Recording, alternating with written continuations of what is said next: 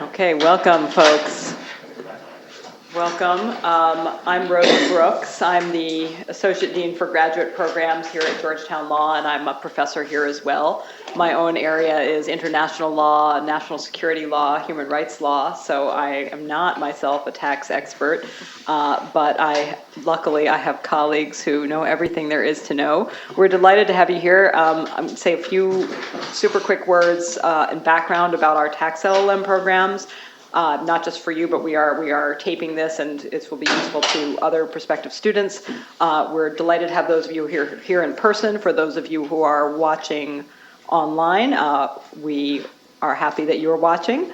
Our tax LLM program is the very, very heart of our graduate programs here at Georgetown. It's our oldest and largest LLM program. It enrolls about 250 students.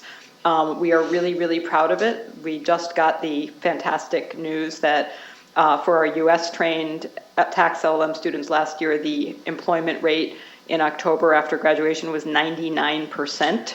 I'm not actually even sure how that is possible, and yet somehow it happened.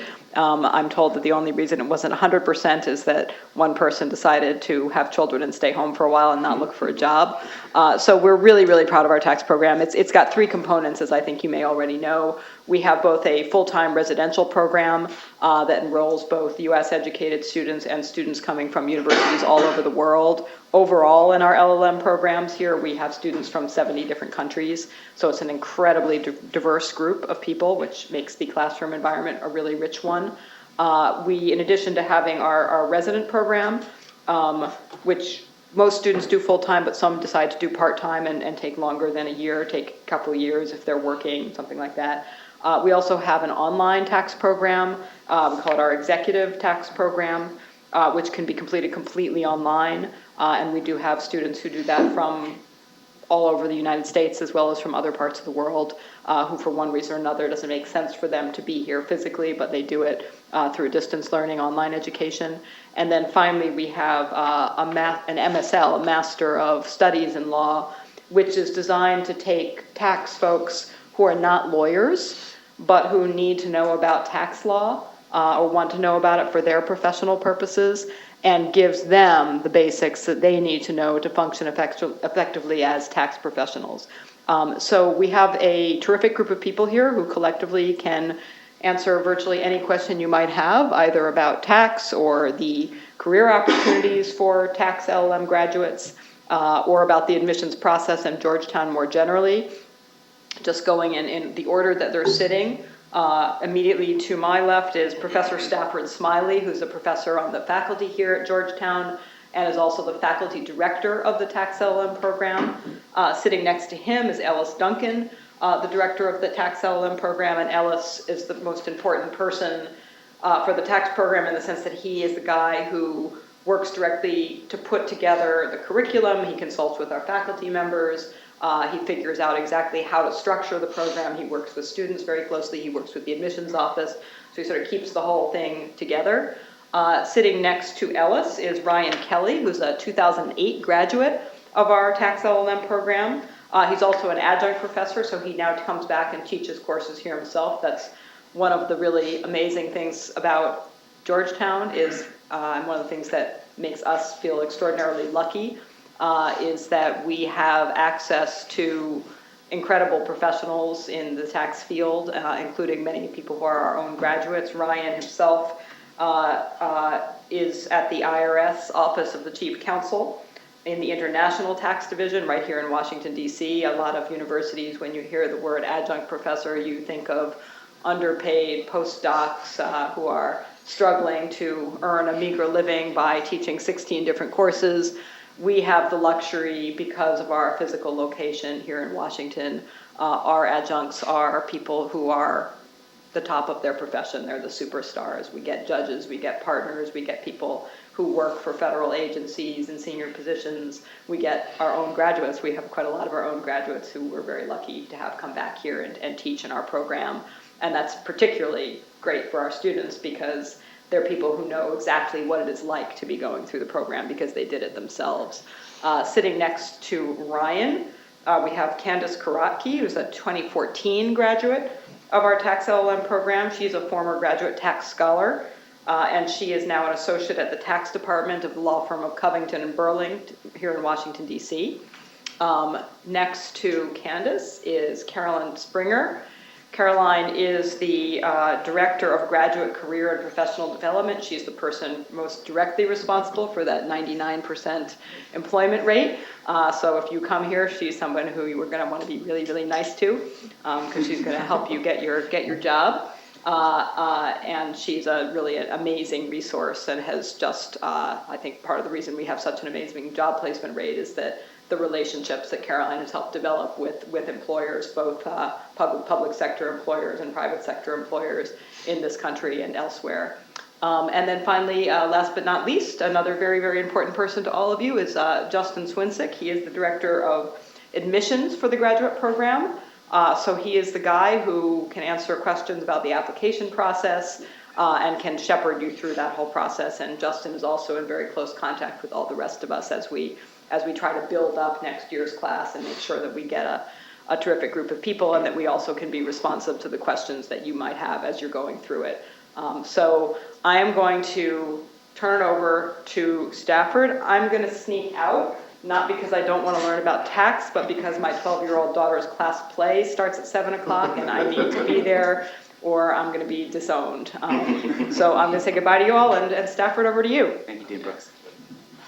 Thanks. Thank you, Rosa. Hope you enjoy your play immensely. It's about Hiroshima, so I don't know if enjoy is the right word.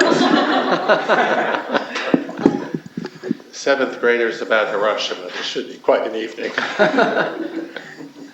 Hi, I'm Stafford Smiley. I am, as Rosa said, the faculty director of the program. I also, unfortunately, have to rush off for a somewhat more structured reason. I teach tonight. But Ellis asked me to talk for just a couple of minutes about the program from my perspective. And what I'd like to say really is we're very excited about our program. When I speak to students in the fall, I often talk about our Chinese menu. We have an extraordinarily broad range of topics, number of different courses that we teach here, but that is possible in part because, as Rosa said, we have such an extraordinary breadth of faculty.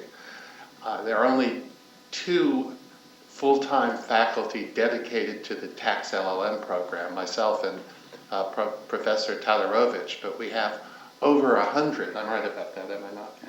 Over 100 very high-level, very experienced and sophisticated adjunct professors from all over the city who are at the leading edge of their respective fields and who give our course offerings a remarkable breadth and depth.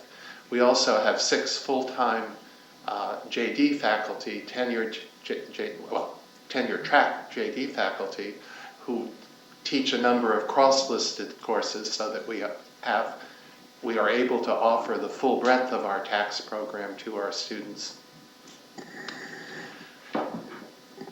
Part of what this means is that we can offer many different things to many different people. We have, as a starter, a very strong foundational program.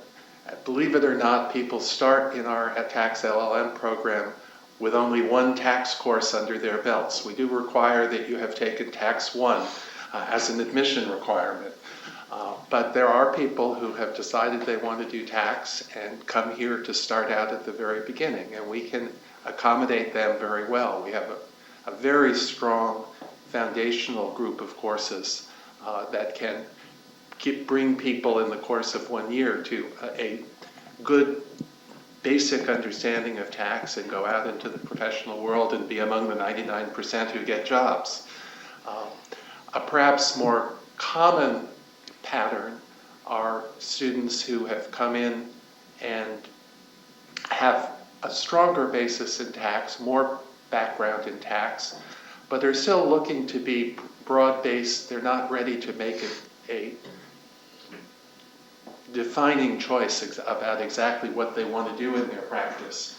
And for them, we can build on the foundational work and provide a very strong, broad business background One of the things Professor Duncan and I have done over the years is develop model curricula for each of these kind of students to give an idea of how best to, depending on what your personal goals are, how best to make the most of our facilities.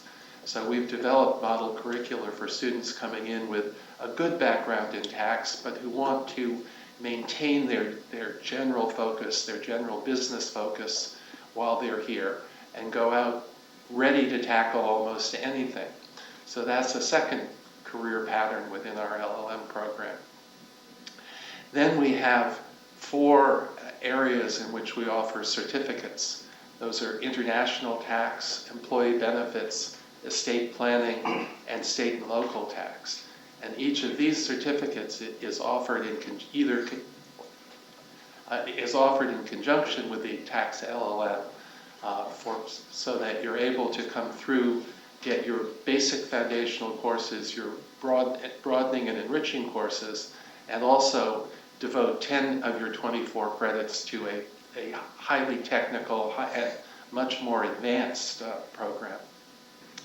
And I would say, what, about half of our students do certificates each year? About half. You need Ellis to give you all the statistics. He's always on top of that. And over the years, our certificate programs have blossomed. They draw strong interest and produce people ready to go in specialized areas. So we're really very excited about the program that we have and all the many ways you can do it. Because we are so broad, we also have a strong commitment to counseling. Professor Duncan and I and a number of other members of the faculty are available, particularly at the opening of the class year, but throughout the year and again at the opening of the second semester, to help you choose your curriculum. We have very few requirements. There's only one requirement to get in, which is that you have taken Tax 1, a basic introductory tax. And there are only 2 requirements while you're here, one of which is to take income tax accounting, and one of which is to take the basic corporate income tax 1 class. So out of your 24 to 26 credits, you really are going to be choosing 20 credits on your own. And that's a bit of a daunting task, but we do have a strong commitment to working with you so that you can coalesce in your own mind what you're trying to get out of the program and build a curriculum that tells your story, that gets you from where you start to where you want to be. Because we found that is often the very best thing for job search. That not that you need to say on day 1, I want to be an international tax lawyer, but on day 1 you want to begin quickly to articulate what it is you want to get out of this program, what your goals are, and then if you do that successfully, that's the single best thing in the job hunt, is to be able to portray your strengths and your desires as clearly as possible and show how you're using your program here to get to them. And we do work very closely with all of our students to help them do that. On that note, Ellis, I think maybe I'll use up my 5 minutes. You're good to go. Thank you very much, Professor Smiley. Appreciate that. And you have class, so we don't want to leave your students waiting. Thank you all. Sorry I can't be here to answer questions. So hello and welcome. I'm Ellis Duncan. I'm the director of the tax program here at Georgetown. It's my pleasure to welcome you tonight to this program and tell you a little bit more about our world-renowned tax LLM program. So as you might imagine, I get the opportunity to speak quite frequently about our tax program. And when I always do so with a great deal of pride. Not necessarily in my capacity as the director of the program, but more so as an alumnus of the program. The year that I spent at Georgetown was perhaps definitely the most rewarding educational experience of my life. And I know that many of our current students and alumni, possibly panelists as well, I speak for them maybe as well, feel the same way. We've hosted a number of recruitment events in the past, both here at the Law Center and then across the country in various locations. And I always find that the audience generally falls into one of two different groups. The first group is prospective students who are still considering whether they would like to pursue a career in tax law, whether it's right for them and whether they want to pursue the tax LLM degree. Now, this is a very personal decision, and I encourage you to speak with as many tax practitioners as you can to get a sense of what a career in tax law really looks like and to learn more about the different paths a tax lawyer might take. What I will say is that pursuing the tax LLM degree will prepare you very well for this highly specialized, complicated, but fascinating area of the law. The degree will open many doors in your career, for sure, and many view it as a prerequisite, or many employers view it as a prerequisite to tax practice. So listen very carefully to what our alumni say about the program and learn as much as you can. Although tax law is not for everyone, many tax lawyers will tell you how rewarding and how interesting they find their careers to be. The second group of students are typically those that have already decided on a career in tax law and have decided to pursue the tax LLM. And the question then becomes where? What school are you going to do? What school are you going to attend to get that tax LLM degree?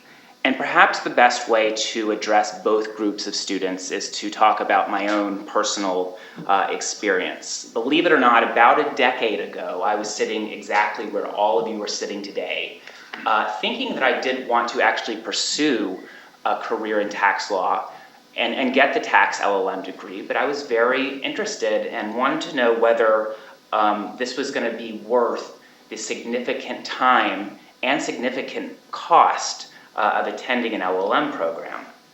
And so I did exactly what you're all doing here tonight. I did my research. I talked to my JD tax professors, and I talked to a wide variety of tax practitioners to find out more about their day-to-day practice, to see if that was really what I was interested in doing. So I encourage all of you to get out there and talk to your professors, get out there, and more importantly, talk to tax practitioners. And what I found out across the board, nearly all of them had a tax LLM degree. And number one on their list of things to do is go get the tax LLM. All of them who did attend the tax LLM program or a tax LLM program found it extremely useful, and if they had to do it again, they would.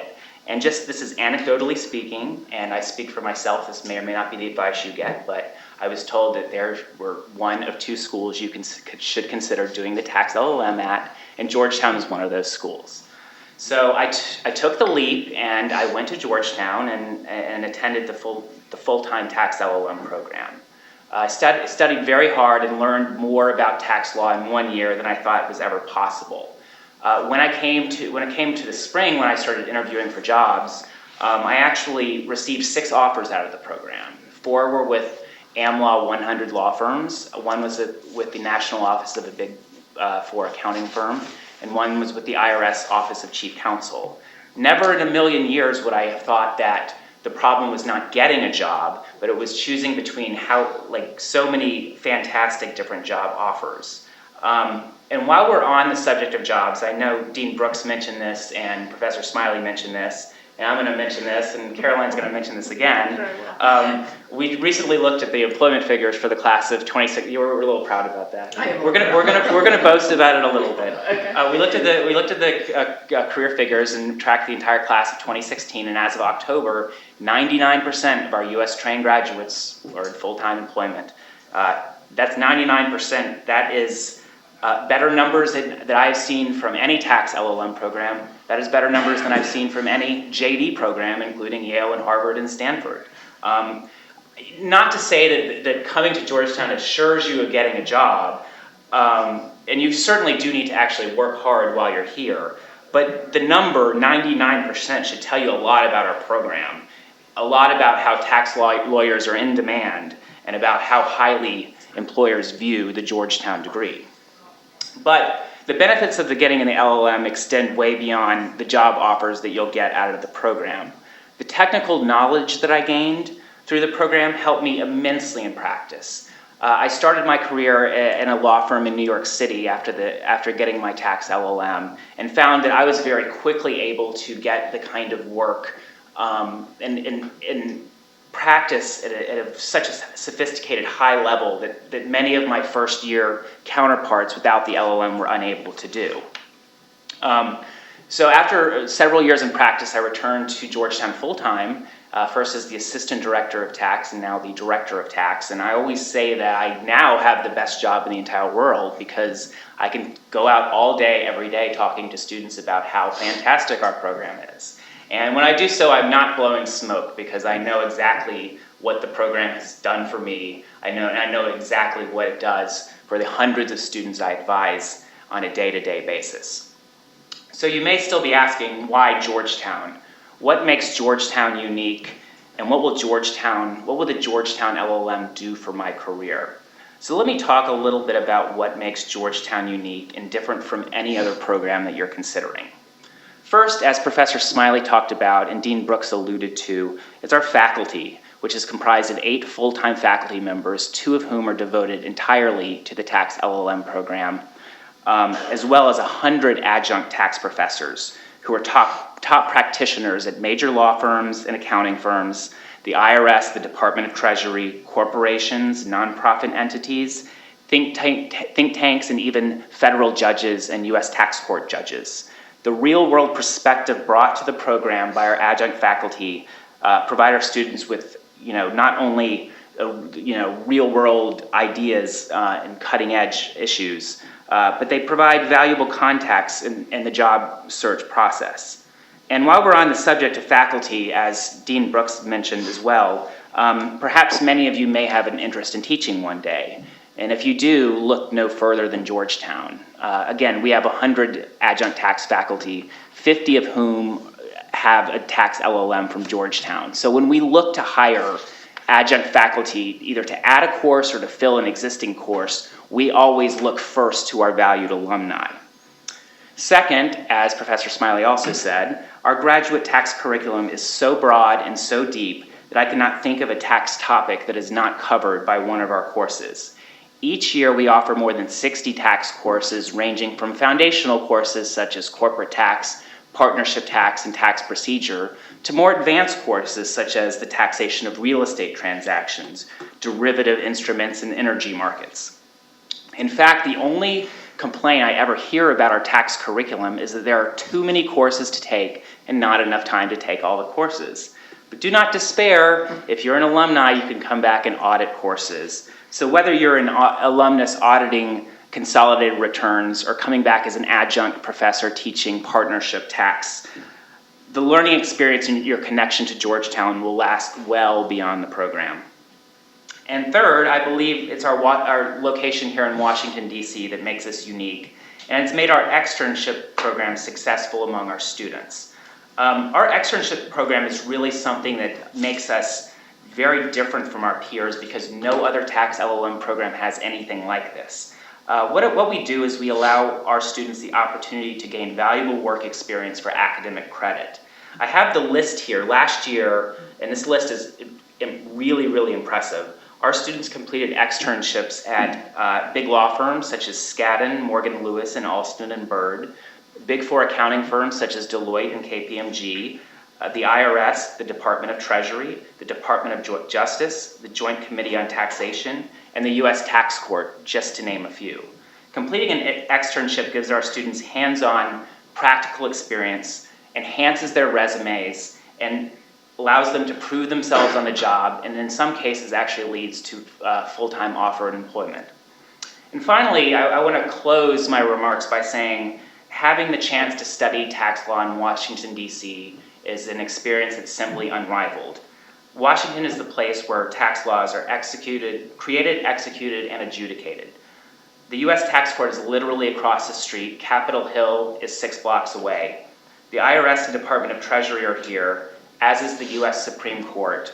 And almost every major law and accounting firm has an office and a tax practice in Washington, D.C. In fact, with the exception of maybe the Supreme Court, our students go on to work in these very places. And even if you decide to return to your hometown or home country after the program, or even somewhere else, I've not met one student who regretted having the opportunity to study tax law in Washington, D.C. It's an experience that's simply unrivaled. So with that in mind, I will turn it over to former alumnus Ryan Kelly, class of 2008, also an adjunct professor here, who will tell you a little bit about his experience. Thank you, Professor Duncan. So, yeah, let me just talk a little bit about my background, because I think it's unlike probably some of the others that you've heard of, but my name is Ryan Kelly. I work at the IRS Office of Chief Counsel. I practice international tax law. I originally, I'm from the Southeast. I went to the University of Georgia and got a degree in finance, and then from there went to Mercer University and got a JD.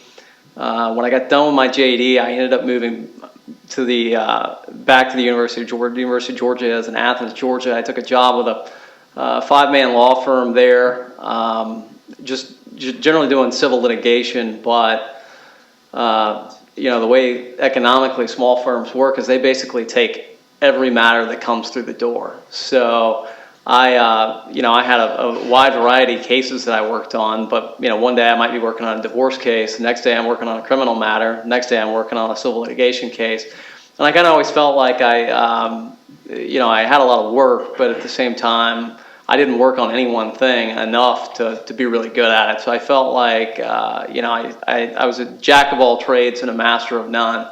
And after some reflection, I decided that I didn't want my career to be that, and so I decided to specialize in tax law. And of course, I looked around at numerous programs across the country. I ultimately decided that Georgetown was the best fit for me for a number of reasons. One, I came here and visited the school several times, and I just, when I was here, I always felt like, you've got a wide variety of folks that come from all walks of life, but at the same time, with all those different perspectives, it just had a very warm and welcoming feel. So I really like that. I like the fact that, as Ellis pointed out earlier, I did some research on some of the folks that taught tax law here, and they really were the who's who of the tax world. I mean, some of the best and brightest from both the public and private sectors. I also like the fact that I could kind of tailor the program to my interest and in the area of law that I wanted to pursue. When I first came here, I thought I was going to do a certificate in estate planning.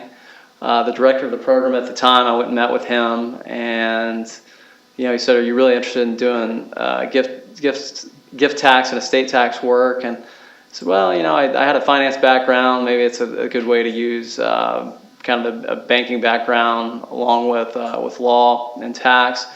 And he said, "Well, if you're not sure, maybe you should just do kind of a broad program." And so I ended up dropping the certificate program, and I just took a kind of a wide variety of classes that gave me a good overall background in tax. And then I was fortunate in the second semester here, I participated in the tax interview program. The tax interview program is a program that Georgetown hosts, where they basically have a lot of potential employers come and interview LLM students. And I was fortunate in that I interviewed with the law firm of Baker McKenzie. I ended up getting a job offer with the Washington, D.C. office of Baker McKenzie. For those of you that don't know Baker McKenzie, it's at the time it was the world's largest law firm. It still is one of the world's largest law firms. So I spent about 6 years practicing international tax, transfer pricing, and tax controversy here in Washington at Baker McKenzie. I was also fortunate that about 3 years ago I had the opportunity to move over to the IRS Office of Chief Counsel and practice in the same area of international tax that I had been practicing at Baker McKenzie. And so I took that opportunity. And as Ella said, I've also had the opportunity to teach here at Georgetown, and it's just been quite a rewarding experience. So I can tell you, it's been almost a decade since I came here and did an LLM in tax. Since that time, I really have had a very rewarding and fulfilling career. I, without a doubt, can say that's because I came to Georgetown and did an LLM in tax. It really kind of put me on the right career path. and opened doors for me that otherwise wouldn't be open. So great experience. I can tell you that it's a challenging program, but very rewarding. You can't go wrong by coming to Georgetown. It really is one of the best programs in the country. Thanks so much, Ryan. And now another alumnus, Candace Krotke. Hi, thanks, Alice. Alice, I graduated in 2014, but let me back up a little bit. When I started at my GED program at William & Mary, I didn't know anything about tax law. Thought I was going to be a criminal lawyer. And just by pure happenstance and a little bit of luck, wound up in my first federal income tax class, baby tax. And it was not a light bulb moment. It was hard, and I did not understand a lot of it. In fact, it was probably one of my least favorite classes when I was in there. And by the time I had wrestled with the code and the regs, and by the time I was able to take the final, I realized that this was something I was more interested in than I thought I would ever be. Took the final, did well, enrolled in all the tax classes I could in my 3L year. And it was in my corporate tax class at William & Mary where my professor on the first day told us about something called the ABA Law Student Tax Challenge. And I thought it kind of sounded interesting. It was a moot court style, but for specifically tax law. You need a partner, so I found a partner, dragged someone in to do it with me. And I'm spending all this time, free time, not getting credit for this. It's not a class, and I'm realizing if this is something I'm willing to put so much free time into, maybe it's something I should look into a little bit more as a career. So signed up for even more tax classes in the spring, and William & Mary has a tax law clinic, which I was lucky enough to be able to participate in. And one of the classes of the clinic, it was run by the head of a tax group of a well-known regional firm down in the Richmond area, was talking to us and was saying, I have one opening for one associate in tax. I have 100 applicants. Anyone without an LLM, their resume went right in the garbage. And at that point, I realized I needed to go get an LLM. So I started looking at programs. Was immediately drawn to Georgetown, a couple different reasons. For me, I knew that I really wanted to clerk, and so Georgetown's location right across the street from the tax court, really unbeatable. I came, visited here, sat in a couple classes, was really impressed with the caliber of the faculty, the depth of the material, and just the range of the classes that you could choose. So I applied. I was lucky enough to be able to participate in the Graduate Tax Scholar Program, which I'm happy to talk more about as well. And my expectations were really met and exceeded when I got here. One of the most important things for my career at the year at Georgetown was being able, not only in the individual classes, being able to get down to the very minutia of the code and the regs and the case law, but you start to realize as you go through the program that you're taking all these different classes and you're getting a bird's eye view of how the tax law works too, and you're seeing how the different pieces interact with each other, and the puzzle pieces start to fall into place. And I don't think you can get that somewhere else. That's really unique to a one-year tax program specifically focused just on tax. And that really broadened my understanding of what the tax world was. And really important to my career, still helps me in my practice today. And I knew I wanted to clerk, like I said, so I had applied actually the summer before Georgetown. Process is a little bit different now, and I'm happy to talk more about that too. But I was having interviews my first week here at the tax court. Received an offer at the end of September, which I accepted. Graduated the program at Georgetown and went right over to the tax court. I was fortunate enough to be able to actually clerk for 2 judges at the tax court. It was a little bit of just a twist of fate. I was given an offer by Chief Judge Marble, who's not Chief Judge at the time, but she didn't really need me until the end of the summer or beginning of the fall. But I get a call from her at the beginning of the summer saying, a friend of mine on the court, Judge Paris, her clerk just left to go to another job. Would you be willing to fill in for the summer? Well, that filling in for a couple of weeks turned into a mini 6-month clerkship with Judge Paris, after which I was able to transition to Chief Judge Marble's chambers. And that was an extraordinarily invaluable experience as well, just the amount of writing and research and really being able to grapple with the issues that you saw at Georgetown, but really being able to put them into practice. So we spent 2.5 years just about at the court, and my final October started applying for jobs. Was extremely fortunate, was able to apply for firms in DC and received an interview and an offer all within the same month, basically. And I really credit that to my background here, because I know that that is not the case for a lot of people coming right out of law school.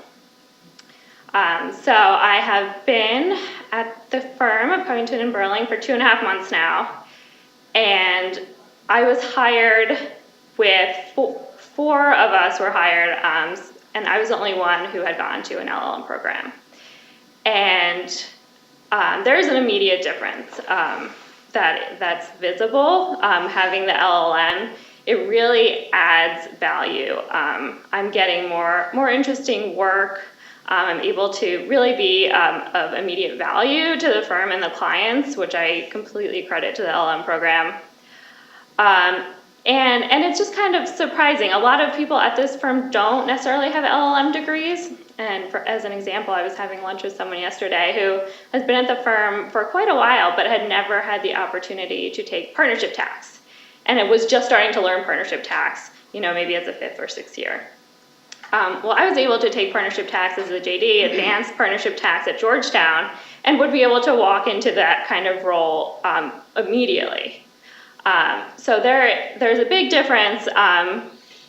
It does take a year, but that year is valuable. The information you carry with you. Really, I do credit that to where I am in my career today. I don't think I would have gotten the clerkship or the job where I am now without the LLM. Thanks so much, Candace. Appreciate it. And now Caroline Springer, Director of Graduate Career and Professional Development. Welcome, everybody. I'm going to talk about the services that we offer, the career services that we offer, the market and the types of employers that you might be looking at if you're in the tax LLM program, and then the timing of the job search. So I'm going to try to cover all those 3 things pretty quickly because I know we're running out of time. So we are very proud of our statistics this year, our employment stats, but it's my group, really. I couldn't have done this myself. One of the things that's unique about Georgetown is that we have a dedicated career service office for the LLM students. So you won't be working with JD Career Advisors, you're going to be working with your own LLM career advisors, and there are 4 of us in the career service office that are dedicated just to the LLM students. We have a variety of services and programs that we offer throughout the year. We meet with students one-on-one to do counseling appointments. We have drop-in hours every day from 12 to 1 where you can come in, and if you have quick questions about your job search. We also send out during the academic year a newsletter that has tips, opportunities, news, things that you're going to want to be aware of, and that goes out to the LLM students every Monday during the academic year. And then we put on a number of programs throughout the year. Really, there are 2 different types of programs. Some are skill building programs, so we're helping you with your resume, doing cover letter programming, we do mock interviews, we do interviewing skills programming, and then we also do a lot of networking programming. So we'll bring practitioners to campus for you all to meet in various areas, and also professional associations. So a great way for you to get to know practitioners in the different areas. We have something else that's pretty unique. We do correspondence review. So if you draft your cover letter or your resume and you want one of us to take a look at it, you send it in to us, we'll look at it, we'll edit it, and give it back to you. And I think that's a fairly unique service that we offer. We also have a number of resume collections, so a number of law firms and accounting firms, and we'll talk about the different types of employers in a minute, will reach out to us and ask for student resumes. The tax LLM students are particularly popular with employers, so we get a number of resume collections that you can participate in throughout the year. And then Ellis mentioned externships. So we do a lot of externship counseling. We have a database of opportunities that we maintain, that you can look through for various externship opportunities. I just want to point out that it's a very robust program and it continues to grow, and our tax students do participate in it. We had 32 tax LLM students do externships last spring. I think this fall we have 21 students doing externships. We have 3 at the tax court, 5 at accounting firms, 11 at different law firms throughout the city, and 2 at government agencies. So, and we have relationships with all of these employers who are hosting our students as externs. So that's a really unique experience that you can have when you're here in the tax program. So I want to talk a little bit about the market for tax LLMs and the types of employers you may see as a tax LLM. So I really do think that the market for tax students is better than the market for the JD students. When you are a tax LLM, you have specialized knowledge and employers are really looking for that. And there are many openings, as Candace even pointed out, where employers are looking specifically for a tax LLM applicant. So many law firms want an LLM in tax, and there are certainly accounting firms who do as well. So those are some employers that really value the tax LLM. In terms of stats, I'll go back to that and just to emphasize it again once more. We had great employment stats for this past class, and we've had strong employment stats for 2015 and 2014. I think you all have in your folder the handout that identifies all of our stats, but 99% employed for U.S. trained tax is huge. That was a big achievement for us. And as you can see from where those students are going, it's kind of 50-50. So we do have a little bit more going to accounting firms, but the law firms are close behind. So a little bit more accounting firms, and then the law firms, and then we do have a good number of students going into government. So let's talk a little bit about the law firms, accounting firms, and government positions. So the law firms range in size. So you have law firms coming to us looking for our tax students, big law firms coming, and you also have smaller firms and you have boutique firms looking for our tax students. At a law firm, there are different practice groups. So you'll have, the general tax practice group or a T&E practice group, private wealth, tax controversy, employee benefits. All of these practice groups within a law firm are very interested in talking to tax LLM students if they have an opening. And there are also boutique firms, so firms that just focus on employee benefits or firms that just do T&E. They, again, will be looking for a tax LLM students, and they come to us looking for applicants. So accounting firms, this is probably the biggest difference in the JD job search in comparison to the LLM. So the accounting firms really, really, really like the LLM and tax students. And in many cases, you really need to have an LLM in tax to get into an accounting firm. We typically invite the accounting firms to campus. We have a great relationship with them. In fact, tomorrow we're doing our Big Four networking breakfast, where we've invited all of the accounting firms to come on campus and meet the current tax LLM students. And these accounting firms have locations all over the country. So they have national offices here, but then they have regional offices in really everywhere. So and abroad as well. So lots of opportunities to go to a different city if you don't want to stay here or go to New York, which are really the two places where a lot of our students go. You get great training at an accounting firm, and I think the projects that you work on there are a little bit different in type. You work more collaboratively at an accounting firm, so there's some really good reasons to think about looking at an accounting firm when you're in the tax LLM program. Government, so the IRS comes on campus every fall to do interviewing for their honors program, and we typically have 1 or 2 students who go into the honors program through those interviews. We have a good relationship with the IRS. Some of our students will extern there as well. So a nice opportunity for students to get some government experience. Some of the state level agencies, if you're interested in SALT, those might be places that you want to look to do for employment opportunities or potentially to do an externship.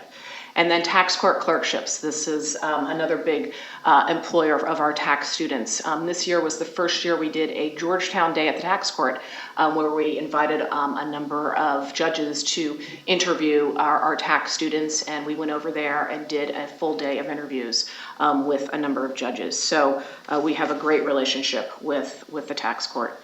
And then there are some, companies and corporations that do look at our tax LLM students for in-house tax positions. Not as popular, certainly, but there are some companies. So geographic considerations and the DC market. So there are great opportunities in many of the largest cities. So New York, DC, Chicago, there's some growth in the South and the West Coast as well. And you can also get a wonderful position in a smaller city. We have students going to Tampa. We have students going to, smaller cities really throughout the country. So just because you're here in the tax program doesn't mean you're going to be limited to, opportunities here in DC. The DC market is very strong, however, and our students do quite well in this market. And from the stats, you can see that the majority of our students do either go into an opportunity here in DC or New York. But the market here is strong because we have a great relationship with, government is here, and we have a great relationship with a lot of firms, accounting firms and law firms, because many of our adjuncts are at those places, and they do really look out for our students and help our students in the job search process. And then many of the accounting firms have their national offices here, so they do look at our students as well. So timing of the job search, sort of when does this all happen once you enter the program? So really when you start in the fall, you want to get started on getting your application materials in great shape. So your resume and your cover letter, and that's where we come in. We'll help you review your resume. We'll give, we have workshops on how to develop a really strong resume, how to write a really strong cover letter. We do all of that in the fall. So in the fall, you're getting your application materials in great shape. You might be doing an externship as well. Our US students are eligible to do an externship in the fall. We do a boot camp program at orientation at the end of August. So that sort of kicks off the training for you. And then, as I said, the Big Four comes on campus. We have the IRS on campus. We have the Georgetown Day at the tax court. And then we have a number of other employers who want to, consider our students for opportunities at their firm. And they will come on campus and we'll set those up. And you get all of that information typically through our newsletter. And then in the spring, there's TIP. So that is the taxation interview program that we do with NYU. We run that program, and we have a number of employers who come to TIP looking for our students.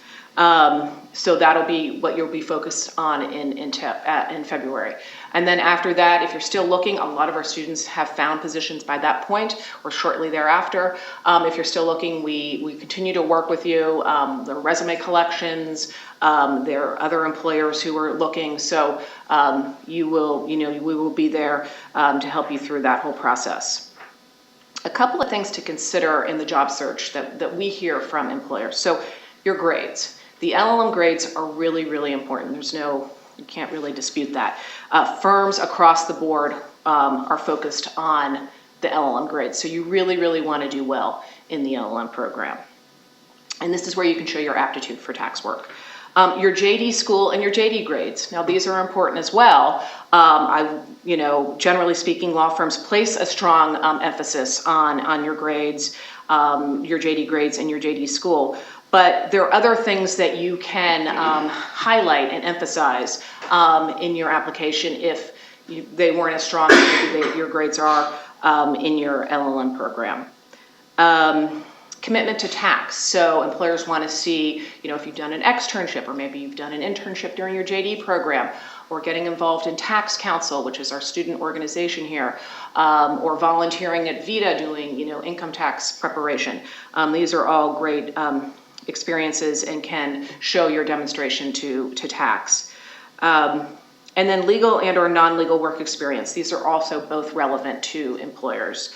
They'll want to see, even if you've worked in an area that's not tax related, can be a benefit to an employer, a legal employer.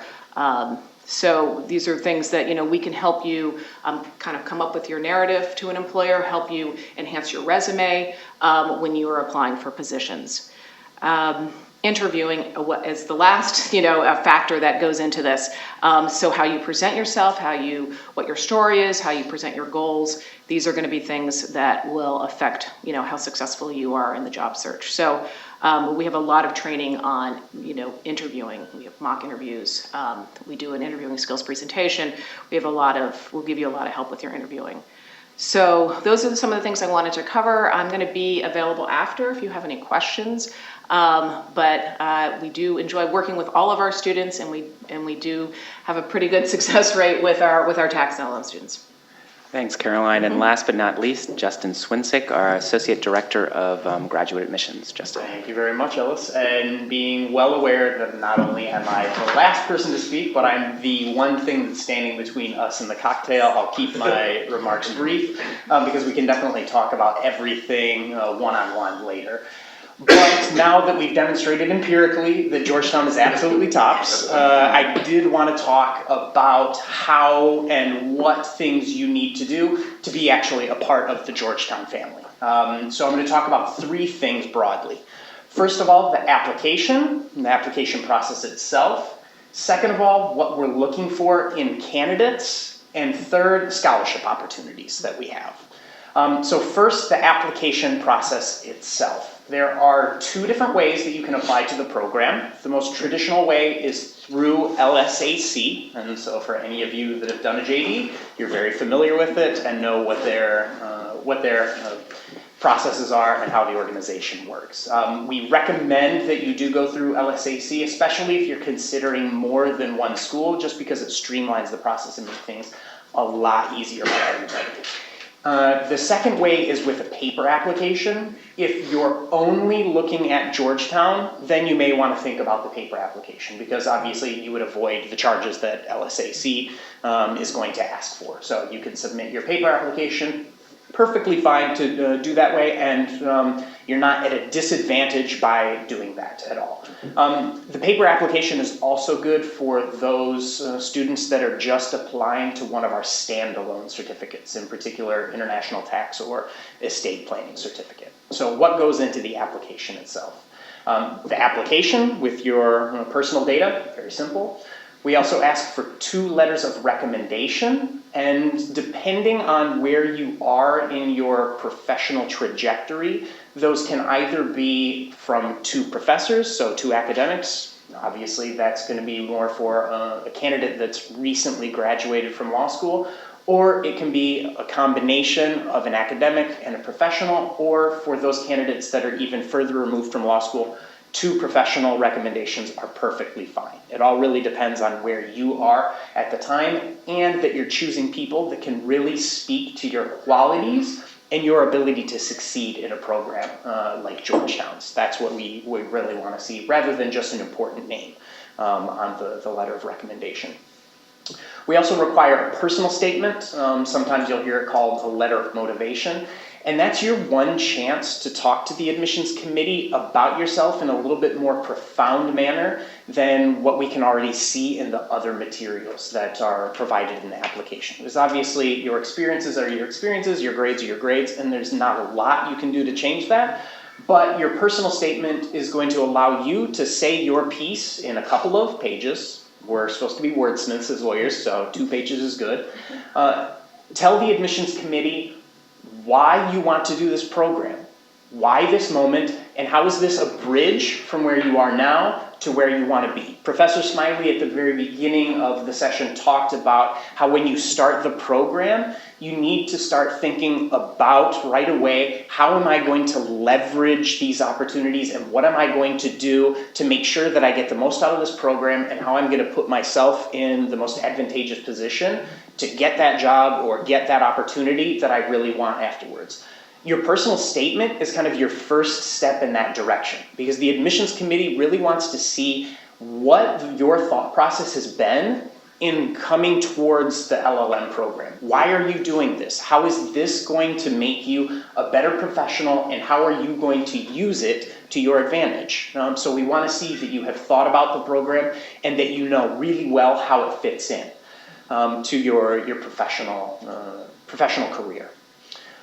You also need to submit your transcripts, so grades from your law school as well as your undergraduate. For students who are educated outside of the United States, if English is not your first language, you'll have to submit a TOEFL score. Obviously, if you studied a JD, you don't have to submit a TOEFL score.